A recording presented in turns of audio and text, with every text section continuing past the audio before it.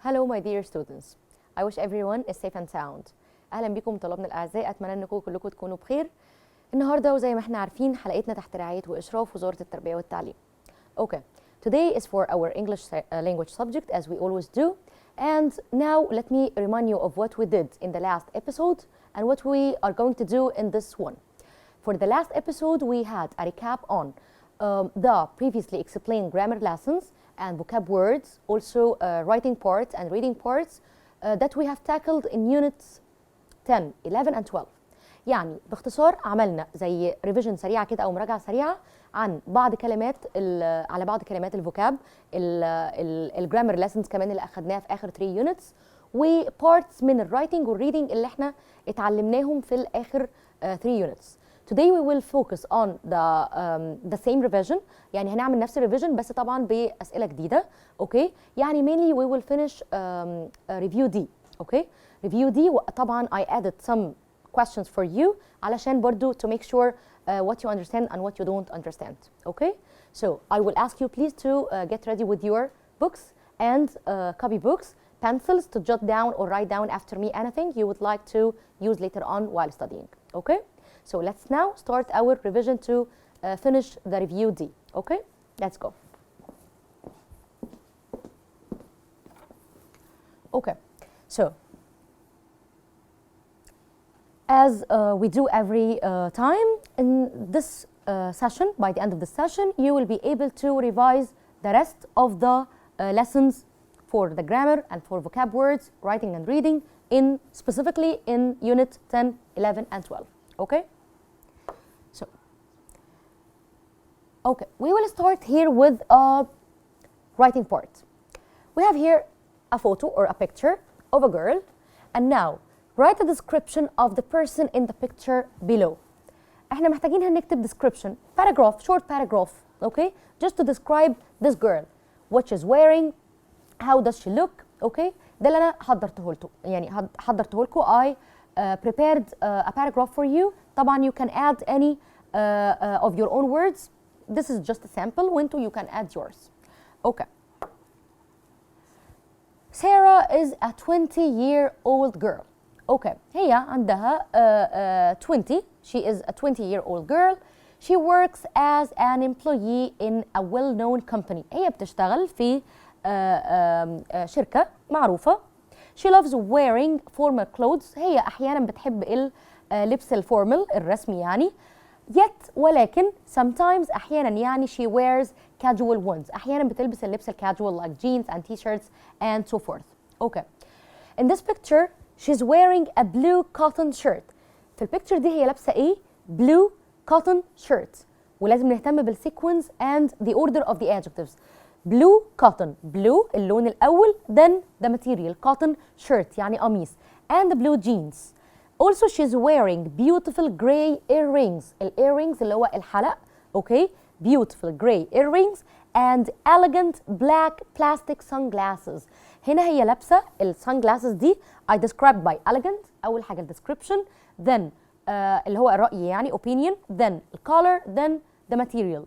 sunglasses طبعا I'm following the order that is in the box in your books. okay, احنا ماشيين بالأوردر أو بالسيكونس بالترتيب الادجectives اللي احنا متعلمينه في اليونت. okay. She's carrying a black leather bag. black اللون طبعا الأول, then the material leather يعني مصنوعة من الجلد. two أيضا she looks really elegant. شكلها فعلا شيك وأنيقة يعني. Okay, so that was just my sample to focus mainly on the sequence of the adjectives. Okay, complete the dialogue with these words. Okay, so here we have some words like climb, fit, hat, leather, let's, one, scary, should, size and point of view. سريعا كده climb طبعا يعني يتسلق او like climb a mountain مثلا. okay, or climb a tree. fit يعني حاجة لايقة عليا او مناسبة. hat يعني الطاقية. leather حاجة مصنوعة من الجلد. let's as we mentioned before يعني هيا بنا. one if I refer to this one or that one. scary يعني حاجة مخيفة. should if I want to give you some advice. size المقاس و point of view يعني رأيي. Okay, So we will use these phrases and words to fill in the gaps. Guide and Karim. الجايد اللي هو المرشد السياحي. And we have here another person who is Karim. We are going to space that big mountain today, Karim. كوما كريم يعني معناها يا كريم. Okay, so what's the suitable word here? Can you guess? I guess some of you got it correctly. To climb. Climb the big mountain. Karim is asking, do you mean the mountain with the snow on top? هو الماونتن اللي قصدك عليه اللي عليه تلج on top من فوق يعني خالص على القمة. Guide طبعا. No, we are going to climb the one with the tall green trees on it. One. Why do we use one or ones? To avoid repetition. بدل ما أقول we are going to climb the mountain, we are not going to climb the mountain. When you repeat the word more than one time, دي بتفقد sense of fluency أو بتخلي السنتنس مش حلوة كإنجلش وايز. Okay? So I refer to it with one. بدل ما أقول الكلمة تاني. Okay? So that one. Instead of saying that mountain again. Okay? كريم, it looks يعني it is يعني شكله. It looks a bit يعني إلى حد ما scary to me. And here I added an exclamation mark يعني it means there is strong emotion here. Okay? So it looks a bit scary to me. From my, احنا طبعا عارفين كويس جدا الفريز ده from my. It's so easy. I know that you got it correctly, all of you. From my point of view, it won't be scary. ما تخافش خالص. أنا من رأيي إن هي مش هتبقى مخيفة if you wear the correct clothes. لو أنت لابس اللبس المناسب. كريم, okay, what space I wear. طبعا هتبقى what should I wear. مفروض ألبس إيه. Guide, you should wear these thick space boots. البوتس اللي هو البوت with a long neck كده اللي هو طبعا الجزمة البوت. Okay, and this hard plastic space. So these are the answers. Thick leather boots مصنوعة من الجلد and this hard plastic hat like a helmet زي خوذة كده. كريم, this hat is too big. Do you have a smaller space? A smaller one? I can use it here. Okay. Guide, here you are. Does it space? Does it fit? هي يعني كده على مقاسك بالظبط. Yes, thank you. Okay, space, go up the mountain. Let's go up the mountain. Okay? So here, let's go up the mountain. Let's دي أنا بستخدمها for suggestions. Okay? Like how about, what about, why don't you, why don't we, let's plus infinitive.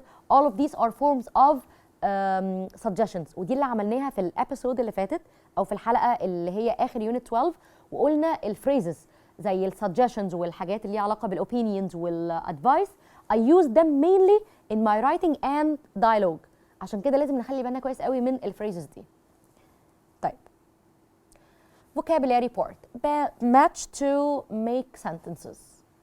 We have here install, reduce, repair, save, solar panels, wind turbine. Okay. Install زي ما أنا بركب أجزاء من حاجة مثلا سليمة في حاجة تانية it needs it أو it misses it عشان تبقى كاملة. Okay? So it's kind of repairing يعني حاجة زي تصليح بس بإعادة تركيب أشياء في حاجة not working حاجة يعني بايظة. Reduce طبعا to decrease حاجة يقلل. Repair it means fix or mend يصلح. Save يعني either إن أنت to save a person ينقذ شخص أو ممكن أقولها برضه to save water أو to save time يعني يوفر. أوكي؟ يعني هي معناها ينقذ أو يوفر. Solar panels اللي هي الألواح الشمسية اللي بتستخدم to get the solar electricity عشان نستخرج بيها الطاقة الشمسية. والwind turbine يعني الطواحين الهواء. برضو it's used to get or to produce or to make electricity.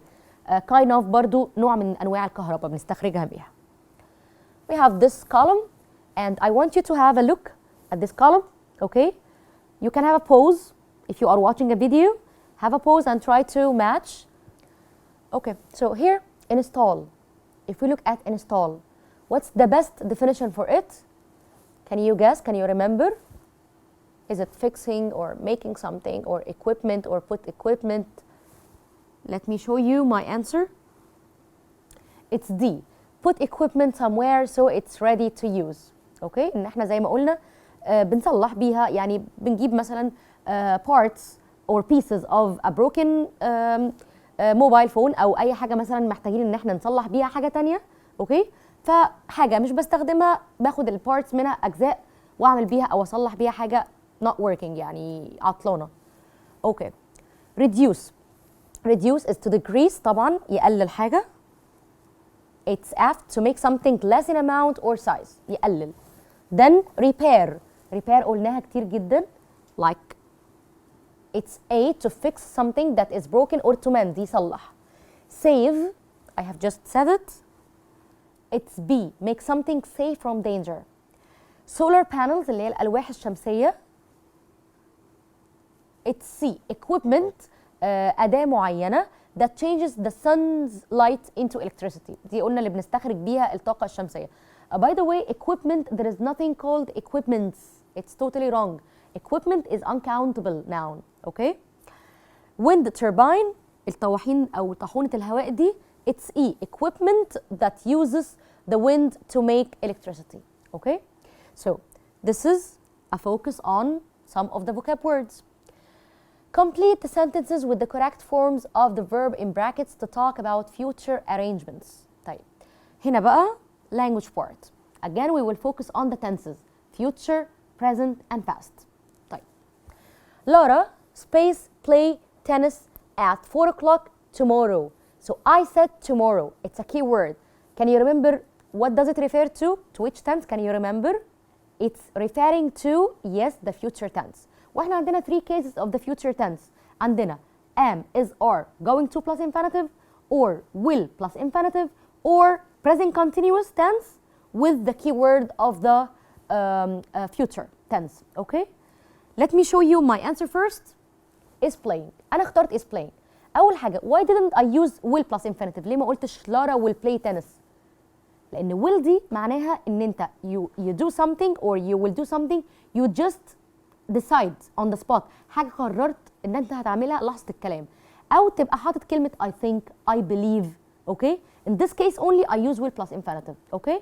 Otherwise بقى I either choose is playing if I have arrangements لو عندي تخطيطات مسبقة، أو لو بتكلم برضو على plans أو intentions يعني خطط ونوايا مسبقة برضو ممكن استخدم برضو in this case is, am or are plus going to plus infinitive. يعني both are correct بس ما ينفعش will plus infinitive. Okay? طيب number 2 let's run because the bus space leave in 10 minutes time. In 10 minutes time يعني في خلال 10 دقايق. طبعا this refers to what tense? Yes, future طبعا. يبقى هنا هستخدم either is plus ing or is going to plus infinitive. Okay? I can't use will plus infinitive لأن ده ولا عندي I think ولا عندي حاجة بقراها لحظة الكلام. Okay? So it's going to be like this. Is leaving. It's leaving in 10 minutes. بيغادر في 10 دقايق. معناها after 10 minutes it will be leaving. هيبقى خلاص بيمشي يعني. Okay. Number 3. Don't use classroom 5 because some men space paint بيدهنوا it this afternoon. Okay. So don't use classroom 5 because some men of course are going to paint it this afternoon. They have the plans. عندهم الخطط ان هم يعملوا ده in the afternoon. That's why احنا هنا استخدمنا are or is or am plus going to plus infinitive. Number 4. Fauzi space not work next week because he has a holiday. So can I use here will plus infinitive? It's a future tense عشان next week. لا ما ينفعش will infinitive. Why? Because I don't have I think or I believe. I don't have personal opinion and I don't have something or a decision I decided on the spot. يبقى هفكر في is or am or are plus ing or am is are going to plus infinitive. Any of them is correct. Fauzi طبعا هنا is not going to work. Okay. Number 5. Space you space walk to the museum later question mark. It's not very far. ده مش بعيد. فأنا طبعا هنا بتكلم later برضو حاجة that's to be done in the future. Of course هنستخدم going to أو ال present continuous. Are you walking to the museum later? يعني it means will you be walking later يعني. Okay. Reading part. Complete the sentences with these words. I have this phrase take notes. Take notes يعني to jot down notes يعني يدون ملحوظات أو يكتب ملحوظات. Learners المتعلمين. Mostly يعني في الأغلب. Repair قلناها كتير like fix or mend يعني يصلح. Okay. I listen carefully to my teacher and what's the suitable word? Can you guess? طبعا and take notes. I listen and take notes وبكتب وراها ملحوظات أو notes. Number 2. Space study science 3 times a week during the school term. Who study science 3 times a week during the school term? طبعا the learners أو المتعلمين. Number 3.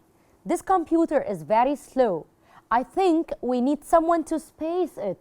When something is very slow, so I want to do what with it? طبعا I want to repair or fix it. أصلح. And number 4. It was space cloudy today. النهارده الجو مغيم شوية. There wasn't much sun. ما كانش فيه شمس كتير أو it wasn't sunny enough يعني. طبعا the only left one is mostly cloudy يعني أغلب الوقت كان مغيم. Okay. A reading part. What sort of learners are the following? Choose the correct words. هنا we will read some of the words that were said by some people, okay? And we have to decide what type of learners are they. هم أنهي type of learners. هم learners اللي هم they focus on writing بيتعلموا بالwriting و reading ولا learners that learn something by listening ولا by watching ولا هم أنهي نوع من المتعلمين. So let's focus now and let's focus on also the vocab words, the new vocab words. Habiba likes summarizing a text. Summarizing. Summarizing is, I guess, a new word for you or you don't hear it too much. Summarizing يعني تلخيص، okay? هي بتحب تلخص التكست اللي بتقراها أو النص اللي بتقراه. For example, if a text is 100 words long, لو التكست اللي بتقراها دي consists of 110 words, okay? بتعمل إيه فيها؟ She writes a summary in about 15 or 20 words. بتخليها it shrinks it أو بتقلصها قوي till she reaches 15 or 20 words only. يعني حاجة على قد what she can understand instead of reading the whole 100 words. Habiba learns best by doing. هنا بقى she is what type of a learner? By things, by doing things or by writing. هي هنا أنهي حاجة؟ طبعا she learns best by writing. بتكتب. Okay? Number 2. Faris remembers things easily. هو بيفتكر كويس جدا. I showed him a map of how to walk to my house yesterday. I showed him a map, خريطة. So this is something refers to visual aid. It's a visual aid أو وسيلة مساعدة بصرية. He says he can see the map in his head today. Faris learns by إيه بقى هنا هو بيتعلم بإيه؟ Listening or seeing things? Definitely it's seeing things. Okay. Number 3. For Dareen, the best way to remember English grammar is to make up a song. تألف.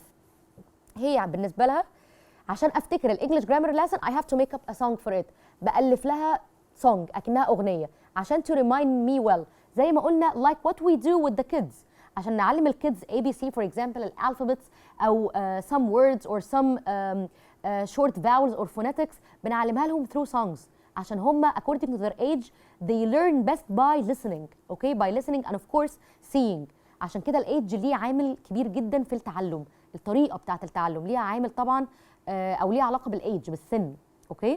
So she makes up يعني بتألف, make up يعني يألف a song about it. Then she sings the song quietly يعني بتغني الأغنية بصوت واطي لنفسها to herself. She says it's a great way to remember irregular verbs. هي بالنسبة لها دي طريقة كويسة جدا عشان تفتكر irregular verbs أو اللي هي irregular verbs like go, went, like swim, swam, الحاجات اللي هي مش بنحط لها إيدي. Dareen learns best by هي كده بتتعلم by what? Listening or reading and writing? Definitely it's very clear. It's by listening. Okay. Number 4. Marwan finds it difficult to understand science books. هو مش بيفهم الساينس بوكس easily. But when he does an experiment in the laboratory, in the lab يعني هو مش بيفهم الكتب نفسها. بس when he does the experiment himself in the lab, لما بيعمل في المعمل التجربة بنفسه, he always understands what is happening. Marwan learns best by doing things while listening. Definitely by doing things. Okay? Okay. Complete the sentences and make sure that you use the correct tense. Okay. Here we have some phrases. احنا هنا عندنا some phrases كده. Okay. هنستخدمها by adding the correct tense to it. هنكملها into sentences. Okay. At the moment. At the moment here, عندي at the moment. What is it or what does it refer to? Which tense exactly? يعني أنهي tense الkeyword دي احنا كان عندنا فيها. طبعا at the moment refers to present continuous tense اللي هو المضارع المستمر. So I prepared the sample for you and of course you can change. At the moment دلوقتي ممكن أقول بعمل أي حاجة. I am doing an English homework. Number 2. Every week. Every D refers to which tense? طبعا it refers to the present simple tense. Definitely. Every week. My best friend plays football at the club and has lunch there. I used plays and has عشان هي present simple tense لأن ده روتين واحنا قلنا present simple I use it for habits or facts. Yesterday طبعا it refers to past. I attended my cousin's wedding party and had fun. Attended and had. Okay? We have a regular verb and irregular verb. A regular attend, I made it attended. We have, I changed it into had. When I was a small child, I used to ride my bike a lot. دايما لما بلاقي when I was يعني it refers to the past and now I quit. That's why I used to اعتدت أن to ride my bike. In the future, I think, in the future, طبعا the future, I think, see here, I used I think. So what's the case I am going to use here? Definitely will plus infinitive. There will be a lot of inventions. هيكون في اختراعات كتيرة that can serve humanity أو هتخدم الإنسانية أو البشرية. طارق has got a ticket for the theater and he space. هو هيشتري تيكت للثياتر للمسرح and he. Okay. Here has is a present simple tense. So he's going to do something لأن هو عنده arrangements أو عنده plans. That's why I used going to future. Case in the future. And he's going to watch and I'm using play tonight. هيتفرج على مسرحية مسلية tonight. Next Tuesday طبعا the future برضو. My family and I, this refers to arrangements, plans. مش حاجة أنا قررتها دلوقتي. So it's going to be are traveling to Sharm el-Sheikh. Okay. So that was everything concerning our review D, which mainly focuses on all the units of 10, 11 and 12. We focused on the grammar lessons, how to differentiate between tenses, وقلنا keywords عشان ازاي نعرف نفرق ما بينهم. We focused on the description, the order of the adjectives, new vocab words, كل ده ركزنا عليه النهارده. Next time إن شاء الله I will be meeting with you with more questions to have a final revision بقى على كل المنهج. Okay? So be ready for the coming episode إن شاء الله and see you soon. Stay safe. Thank you again. Goodbye.